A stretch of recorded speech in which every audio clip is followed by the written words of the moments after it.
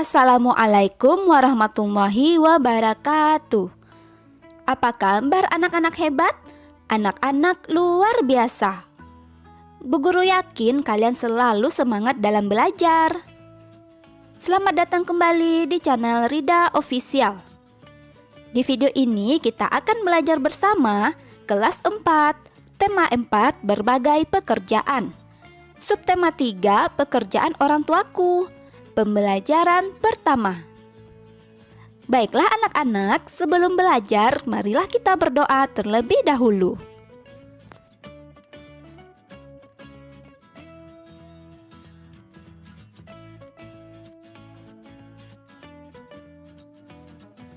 Ananda sekalian, orang tua kita bekerja agar bisa memberi nafkah untuk keluarga.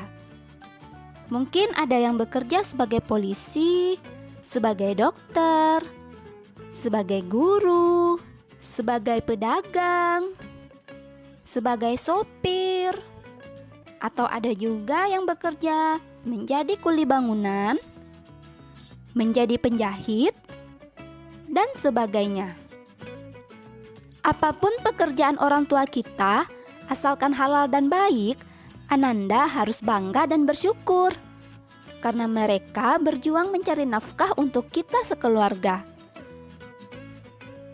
Tahukah kamu seorang pendongeng? Pendongeng adalah orang yang menyampaikan dongeng kepada orang lain. Mendongeng adalah pekerjaan orang tua Sani temanku.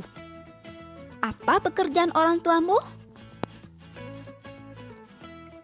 Dongeng adalah cerita khayalan atau cerita yang tidak benar-benar terjadi. Dongeng biasanya bersifat menghibur dan mengandung nilai pendidikan. Pendongeng adalah orang yang menyampaikan dongeng kepada orang lain. Mendengarkan dongeng sangat menyenangkan. Ayo, siapa di sini yang suka mendengarkan dongeng? Indonesia kaya akan dongeng. Banyak di antaranya yang didongengkan. Anak-anak, sekarang kita akan menyimak sebuah dongeng yang sangat menarik yang berjudul Tupai dan Ikan Gabus. Siapakah yang pernah mendengar dongeng ini? Ayo kita simak bersama-sama ya. Dahulu kala hiduplah sepasang sahabat di daerah Kalimantan Barat. Mereka adalah seekor tupai dan seekor ikan gabus. Setiap hari mereka melakukan kegiatan bersama, mencari makan, bermain, bahkan mengunjungi tempat-tempat baru selalu dilakukan bersama. Suatu hari, tupai tidak melihat gabus sahabatnya. Ia mencarinya ke tempat biasa gabus tinggal. Saat bertemu, tupai sangat kaget. Gabus terlihat lesu. Ternyata ia sedang sakit. Tupai sangat sedih. Ia menawarkan makanan untuk sahabatnya. Namun gabus tidak berselera makan. Gabus hanya menginginkan satu jenis makanan yang diyakininya dapat menyembuhkan penyakitnya. Tupai berjanji akan mencarikannya untuk sahabatnya. Setelah gabus menyampaikan obat penawar penyakitnya, tupai sangat kaget. Ia harus mencari hati ikan hiu. Ikan hiu sangat ganas. Tidak terpikir olehnya ia bisa mendapatkannya. Namun, tupai bertekad untuk mendapatkannya. Ia ingin sahabatnya sembuh.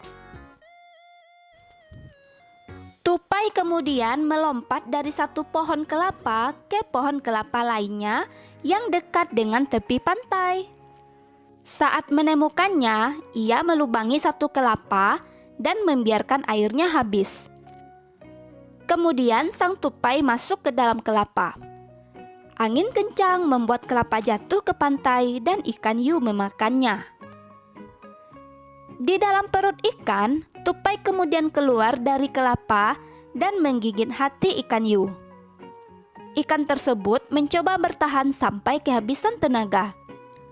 Ombak besar membawa ikan hiu ke tepi pantai.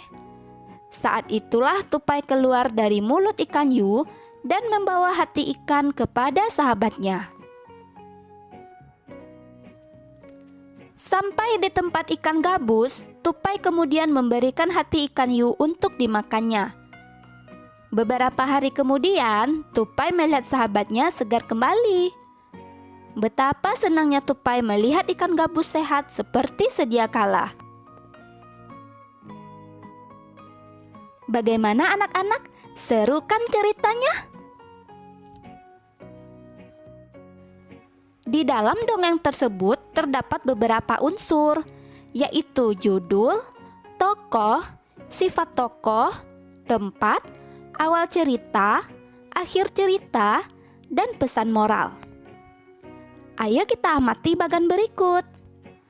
Judul dongengnya sudah pasti ya, semuanya juga tahu, yaitu Tupai dan Ikan Gabus.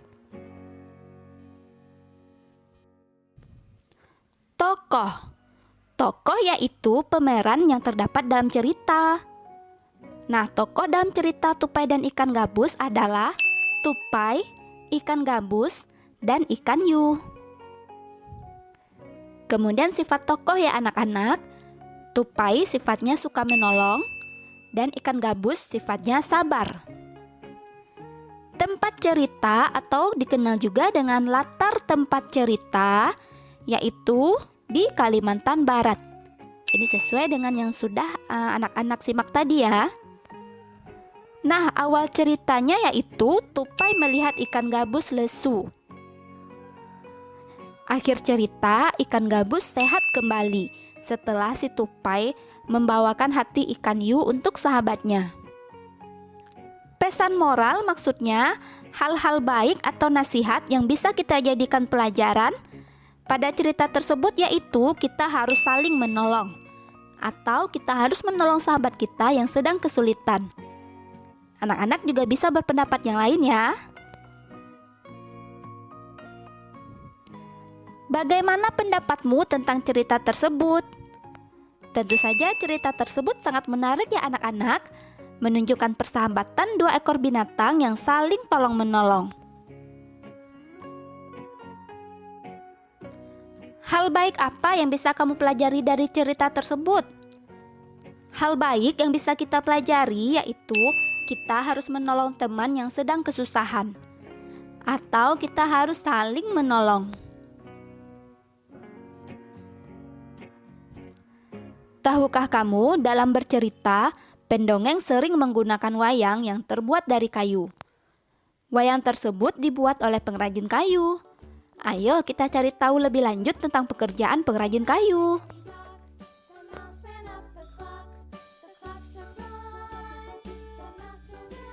Dayu mempunyai teman yang bernama Benny. Pekerjaan ayahnya adalah pengrajin kayu. Pekerjaan ayahku adalah pengrajin kayu. Ayahku membuat meja dan kursi. Untuk menghasilkan kursi, awalnya ayahku membeli kayu, memotongnya, membentuk menjadi kursi, menghaluskan, lalu mengecatnya.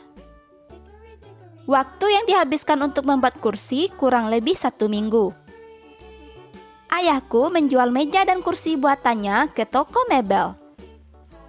Di toko mebel itulah orang-orang bisa membeli meja dan kursi buatan ayahku.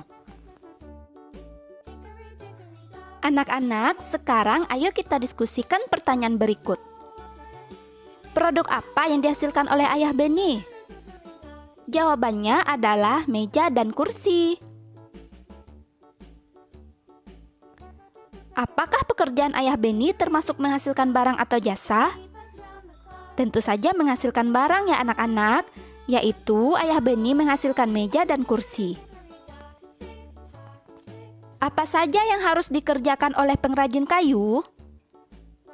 Pertama, membeli kayu dan memotongnya. Kemudian membentuk menjadi kursi, menghaluskan, dan mengecat kursi. Terakhir adalah menjual kursi ke toko mebel. Anak-anak, mari kita perhatikan gambar berikut. Ada gambar pohon di hutan, kemudian pohon tersebut ditebang, dan kayunya diangkut ke kota, dijual kepada pengrajin kayu.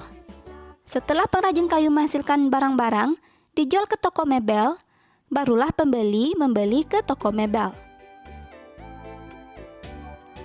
Jelaskan proses yang terjadi sehingga meja dan kursi bisa sampai di rumahmu. Pohon di hutan ditebang ya anak-anak, dan kemudian diangkut sampai ke pengrajin kayu. Pengrajin kayu mengubah kayu menjadi barang seperti meja dan kursi. Setelah jadi meja dan kursi, dijual oleh pengrajin ke toko mebel. Dari toko mebel, masyarakat yang membutuhkan meja dan kursi dapat membelinya di toko tersebut. Profesi apa saja yang terlibat agar meja dan kursi sampai di rumahmu? Ada penebang kayu, tukang pengangkut barang, pengrajin kayu, dan pedagang mebel. Ternyata perjalanan meja dan kursi hingga bisa ada di rumahmu cukup panjang ya. Bagaimana sebaiknya kamu merawat meja dan kursi di rumahmu? Nah, sebaiknya kita merawat barang yang kita miliki dengan baik agar awet atau tahan lama. Kita juga harus rajin membersihkannya. Ananda, kalian juga bisa memberikan pendapat yang lain. Ayahku mendapatkan kayu untuk bahan baku mebel dari hutan. Salah satu hutan di Indonesia yang sering diambil pohonnya adalah hutan di Kalimantan. Dahulu hutan Kalimantan sangat lebat dan merupakan paru-paru dunia. Akan tetapi kini pohon-pohonnya semakin berkurang, sering sekali karena kebakaran hutan. Anak-anak sekarang coba perhatikan peta Kalimantan tersebut. Pada tahun 1050, Pulau Kalimantan hampir seluruhnya berwarna hijau. Warna hijau itu artinya adalah warna hutan. Kemudian pada tahun 1985, sudah ada warna kekuning-kuningan yang menunjukkan hutannya telah ditebang dan diganti dengan pemukiman. Dari tahun ke tahun warna hijaunya semakin berkurang ya anak-anak. Artinya hutan di Kalimantan dari tahun ke tahun semakin berkurang. Apalagi pada tahun 2020, hutannya semakin sedikit dan pemukimannya yang semakin luas. Bagaimana dengan tahun-tahun selanjutnya ya? Sekarang perhatikan tabel berikut. Tabel ini sesuai dengan yang telah Ibu Guru jelaskan tadi. Pada tahun 1050 hampir seluruh Kalimantan tertutup hutan, dan seterusnya.